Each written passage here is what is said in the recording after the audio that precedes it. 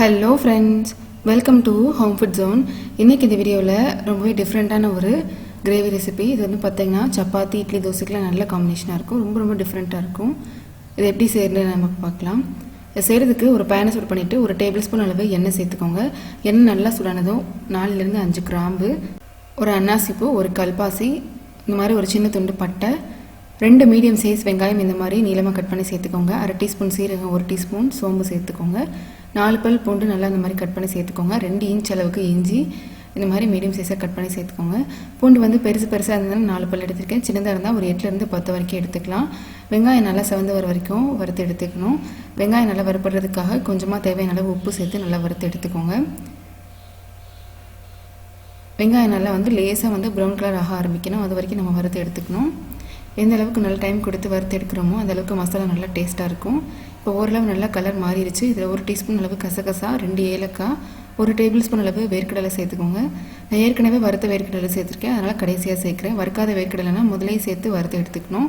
இப்போ இது எல்லாத்தையுமே சேர்த்து நல்லா ஒரு தடவை மிக்ஸ் பண்ணி விட்டுக்கலாம். பார்த்திங்கன்னா வெங்காயம் நல்லா கலர் மாறி வந்திருக்கு.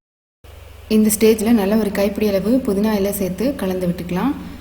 புதினா சேர்த்து ஒரு 30 செகண்ட் மட்டும் லேசாக வறுத்து எடுத்துக்கோங்க. இது எல்லாமே நல்லா வறுப்பட்டதும் ஸ்டவ் ஆஃப் பண்ணிவிட்டு இது நல்லா ஆற வச்சுருங்க. நல்லா ஆறினதுக்கப்புறமா ஒரு மிக்ஸி ஜாரில் மாற்றி கொஞ்சமாக தண்ணி விட்டு நல்லா பேஸ்ட்டாக அரைச்சி எடுத்துக்கணும். தண்ணி ரொம்ப சேர்க்க வேண்டாம், கொஞ்சமாக தண்ணி விட்டாலே போதும். ஒரு 1/4 கப் அளவு தண்ணி விட்டு அரைச்சிக்கோங்க. இப்போது ஒரு பேன் சூடு பண்ணிவிட்டு ஒரு டேபிள் ஸ்பூன் அளவு எண்ணெய் சேர்த்துக்கோங்க. எண்ணெய் சூடானதும் 1/2 டீஸ்பூன் சோம்பு, ஒரு 1/4 டீஸ்பூன் மட்டும் சீரகம் சேர்த்து இது ரெண்டுமே நல்லா பொரிஞ்சு வந்ததும் இதில் நம்ம அரைச்சி எடுத்துகிட்டு வந்து அந்த மசாலா பேஸ்ட்டை சேர்த்துக்கலாம். சேர்த்து நல்லா ஒரு தடவை மிக்ஸ் பண்ணி விட்டுக்கோங்க. ஏற்கனவே நம்ம வறுத்து தான் அரைச்சிருக்கோம், அதனால் லேசாக கலந்து விட்டாலே போதும். இப்போ இது கூட சேர்க்கறதுக்காக 2 தக்காளி, மீடியம் சைஸ் தக்காளி எடுத்துக்கோங்க. பெருசாக இருந்தால் 1 தக்காளி எடுத்தாலே போதும். மிக்ஸி ஜாரில் போட்டு பேஸ்ட்டாக அரைச்சி அந்த பேஸ்ட்டு இதில் சேர்த்துக்கோங்க. சேர்த்துட்டு நல்லா ஒரு தடவை மிக்ஸ் பண்ணி விட்டுக்கோங்க. தக்காளி பேஸ்ட்டு நல்லா கலந்ததுக்கப்புறமா இதில் நமக்கு தேவையான மசாலா எல்லாமே சேர்க்கலாம். மசாலா பார்த்திங்கன்னா ஒரு 1/4 டீஸ்பூன் அளவு மஞ்சள் தூள், 1லேருந்து 2 டீஸ்பூன் அளவு மிளகாத்தூள், வேறு எந்த மசாலாவும் சேர்க்க தேவையில்லை. இது மசாலாவும் இதோடு சேர்த்து நல்லா கலந்து எடுத்துக்கலாம்.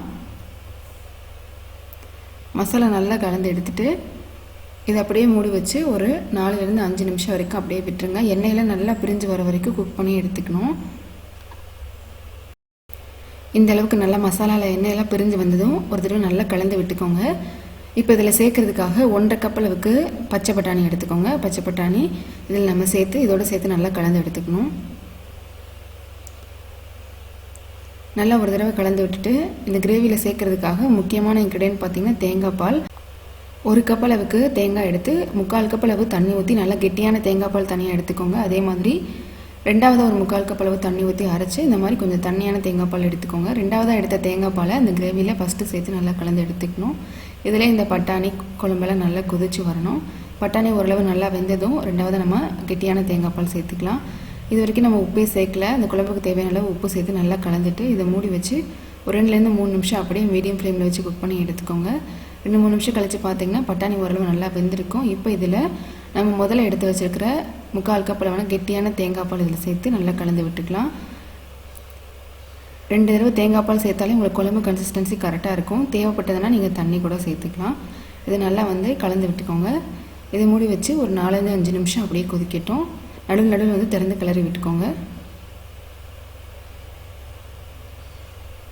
4-5 நிமிஷம் நல்லா கொதிச்சு குழம்பு கன்சிஸ்டன்சி நல்லா வந்ததும் இப்போ ஸ்டவ் ஆஃப் பண்ணிவிட்டு நம்ம இறக்கிடலாம். தேவைப்பட்டதுன்னா கடைசியாக கொஞ்சமாக பட்டர் சேர்த்துக்கலாம். பட்டர் சேர்த்துக்கிட்டா ரொம்ப நல்லாயிருக்கும்.